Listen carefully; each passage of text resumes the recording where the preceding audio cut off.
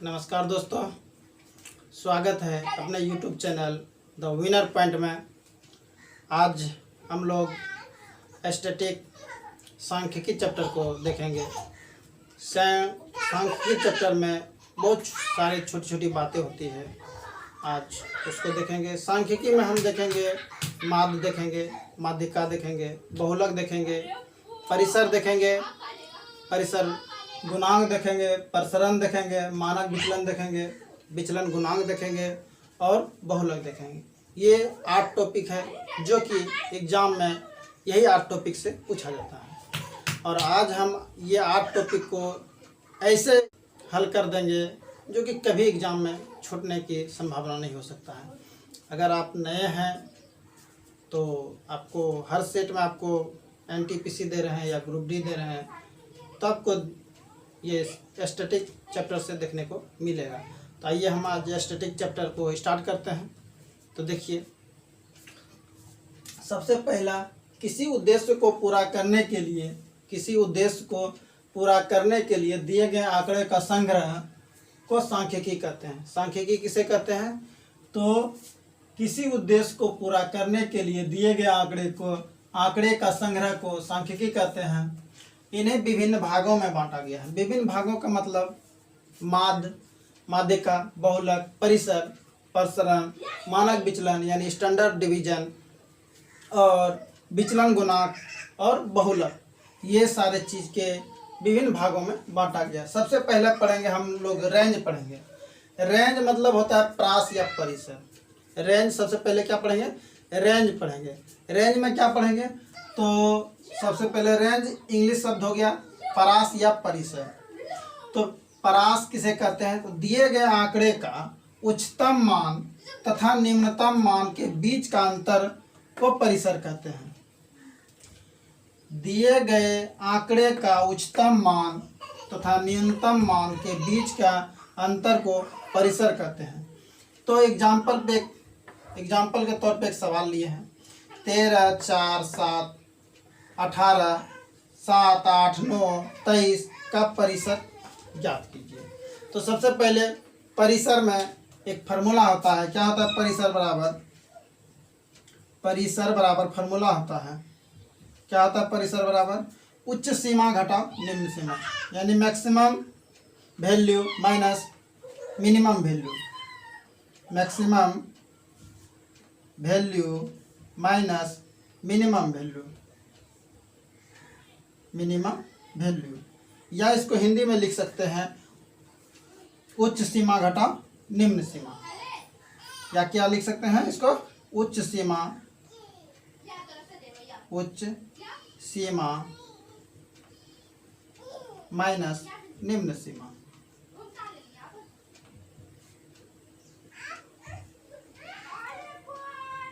तो उच्च सीमा देखिए, उच्च सीमा इसमें सबसे बड़ी संख्या क्या है? तो बोलेंगे 23। सबसे बड़ी संख्या क्या है? 23 है। तो सबसे पहले 23 को लिख देंगे माइनस। सबसे छोटी संख्या इसमें देखेंगे 4 है। इसमें छोटी संख्या क्या है? 4 है। तो घटा देंगे तो 19। यही मेरा रेंज हो गया, यानी परिसर हो गया। परिसर बराबर जो मान कहेगा निकालने के लिए 19 हो गया। तो आंसर रहेगा ऑप्शन में 19 मार देंगे। तो इसमें कहीं कोई दिक्कत नहीं होगा। ये चीज़ हो गया। तो अब हम लोग बढ़ेंगे आगे। परिसर के बाद पढ़ेंगे परिसर गुणांक पढ़ेंगे। तो परिसर गुणांक पढ़ने के लिए इसको मिटाते हैं, उसके बाद बताते हैं। जाइएगा मत, क्योंकि इससे बाहर कोई भी चीज़ नहीं पूछेगा। आज के बाद आपको स्टैटिक देखने का जरूरत नहीं पड़ेगा। ये वीडियो अगर देख लेते हैं तो स्टैटिक पूरा समाप्त हो जाएगा।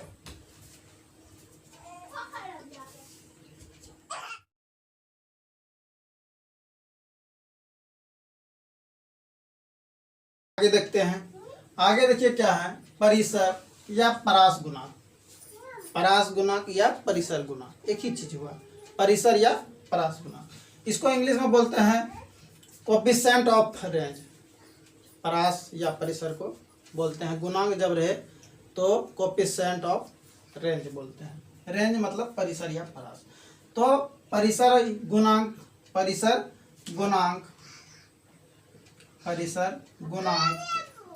बराबर फार्मूला होता है उच्च सीमा, ये गुणांक है, वो था सिर्फ परिसर बराबर उच्च सीमा घटाओ निम्न सीमा, ये परिसर गुणांक है। परिसर गुणांक बराबर हो जाएगा उच्च सीमा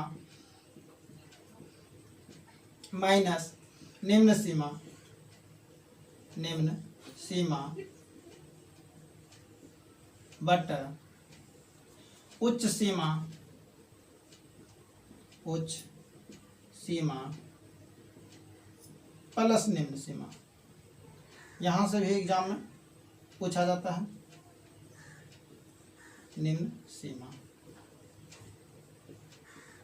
ये चीज हुआ, यानी परिसर गुणांक बराबर उच्च सीमा घटा निम्न सीमा बटा उच्च सीमा प्लस निम्न सीमा। कोई संख्या दिया रहे, जैसे एग्जाम्पल पे ले लेते हैं, कोई भी संख्या ले लीजिए 8 7 9 12 15 6 3 18, ये संख्या, इसका गुणांक यानी परिसर गुणांक पूछा जाए, परिसर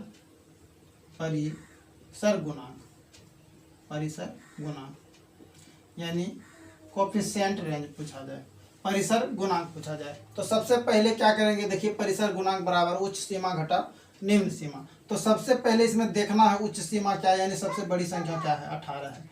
सबसे बड़ी संख्या क्या है, यहाँ लिख देते हैं परिसर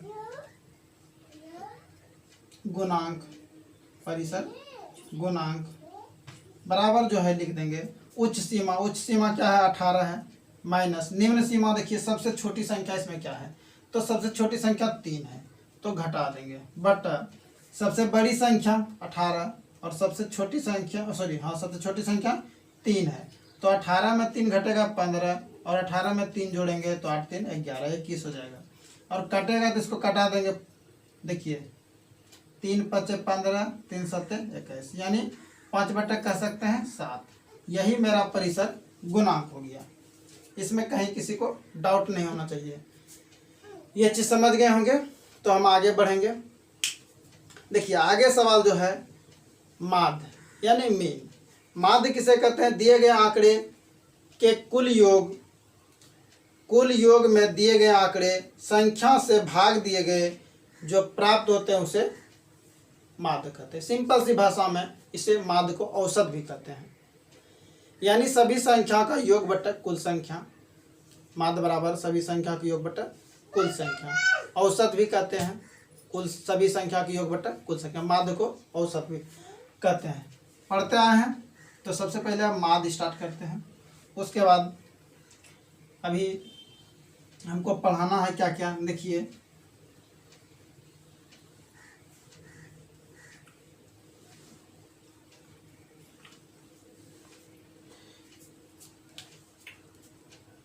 सबसे पहले नंबर माध्य हम देखेंगे,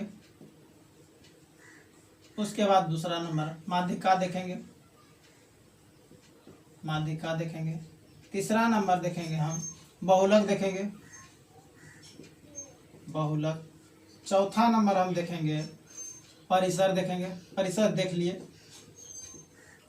पांचवा नंबर हम देखेंगे परिसर गुणांक देखेंगे, परिसर गुणांक देखेंगे, तो परिसर गुणांक भी हम देख लिए। उसके बाद हम देखेंगे प्रसरण देखेंगे, 6 नंबर क्या देखेंगे, प्रसरण देखेंगे, प्रसरण देखेंगे।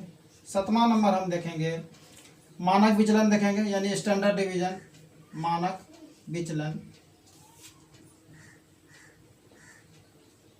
उसके बाद हम 8वां नंबर देखेंगे विचलन गुणांक देखेंगे,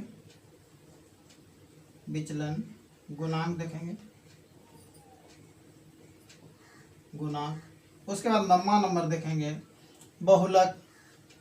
एक बहुलक बराबर होता है फार्मूला, बहुलक बराबर क्या होता है फार्मूला, 3 माध्यिका, 3 माध्यिका, माध्यिका माइनस 2 माध्य। इसको नोट कर लीजिएगा, ये सब चीज नोट कर लीजिएगा, इतना चीज हमको पढ़ाना है। तो सबसे पहले माध्य में आते हैं, तो माध्य किसे कहते हैं, माध्य में आते हैं, माध्य बराबर, यानी माध्य को हम औसत भी बोलते हैं, इसको इंग्लिश में बोलते हैं मीन, मीन। ठीक है। तो माध्य बराबर होता है फार्मूला सभी संख्याओं का योग, सभी संख्याएं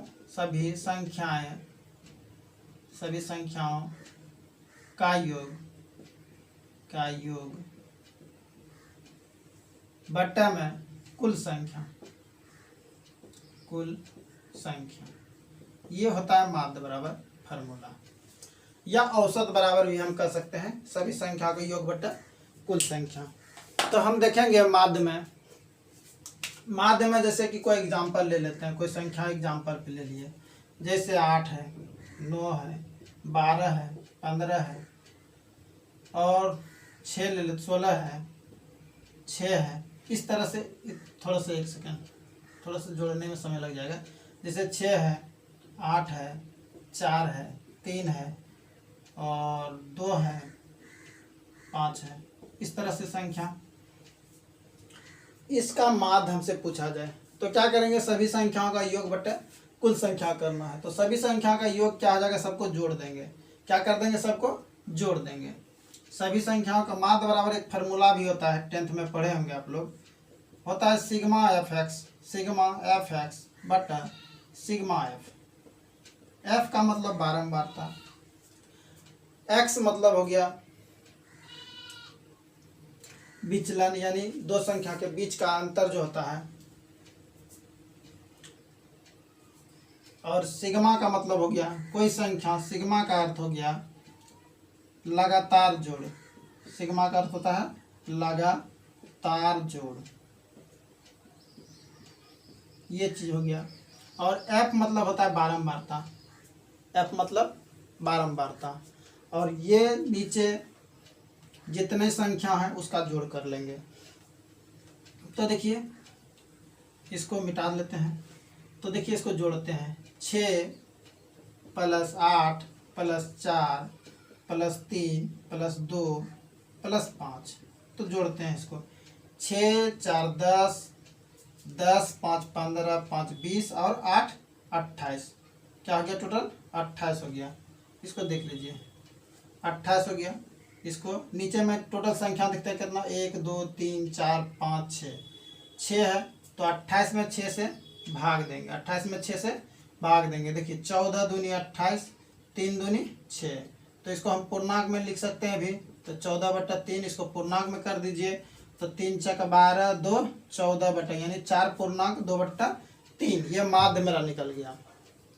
अगर हमसे माध्य का पूछता, ये चीज हो गया। और एक चीज में माध्य में एक चीज और हम पढ़ेंगे, माध्य में पढ़ेंगे, एक सेकंड देखिए, क्वेश्चन बहुत कुछ नहीं है इसमें।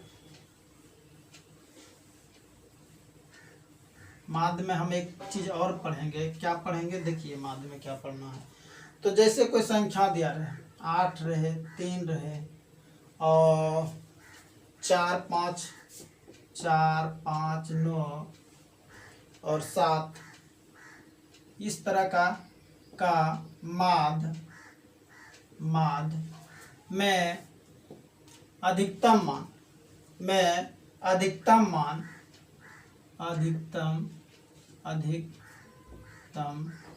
मान ज्ञात कीजिए। अधिकतम मान ज्ञात कीजिए किसके रिस्पेक्ट में, तो माध्य के रिस्पेक्ट में अधिकतम मान ज्ञात कीजिए। इस तरह का एक सवाल आता है।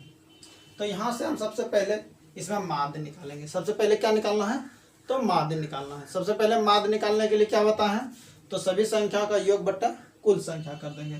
तो सभी संख्या का योग देखिए जोड़िए, माध्य बराबर जो होता है, यानी मीन बराबर, माध्य को इसे लिख सकते हैं हम। तो माध्य बराबर हो गया, यानी सभी संख्या के योग 8 + 3 + 4 + 5 + 9 + 7 बटा में कुल संख्या 1 2 3 4 5 6 से भाग दे देंगे। तो यहाँ से पहले हम माध्य निकालते हैं, उसके बाद अधिकतम मान और न्यूनतम मान दोनों को बताएंगे। तो देखिए 8 3 11, 11 4 15, 15 5 20 और 20 9 29, 29 7 36 हो गया। क्या हो गया मेरा, 36 हो गया। 36/6 जब भाग देंगे 36 में तो 6 हो गया, यानी माध्य मेरा 6 हो गया। यहाँ से मेरा अधिकतम मान पूछेगा, क्या पूछेगा, अधिकतम मान पूछेगा, अधिकतम मान पूछेगा। अधिकतम मान। तो अधिकतम मान कैसे निकालते हैं? तो अधिकतम मान निकालने के लिए तो सबसे इसमें देखिए ये जो संख्या दिया है इसमें से सबसे अधिकतम क्या है? 9 है, तो 9 लिखेंगे। और इसका जो माध्य जो टोटल संख्या का माध्य क्या निकला है? तो 6 निकला है, तो 6 से जोड़ देंगे। अब बटा में 2 से भाग दे देंगे। 9 6 15, 15 में जब भाग देंगे 2 से तो क्या हो जाएगा मेरा? 7.5 हो जाएगा। 15 में जब 2 से भाग देंगे तो 7.5, यही मेरा अधिकतम मान हुआ। अगर हमसे न्यूनतम मान पूछा जाए, इसको थोड़ा सा देख लीजिए अच्छे से, इसको मिटाएंगे फिर न्यूनतम मान बताएंगे। इसको मिटा लेते हैं, देखिए थोड़ा सा।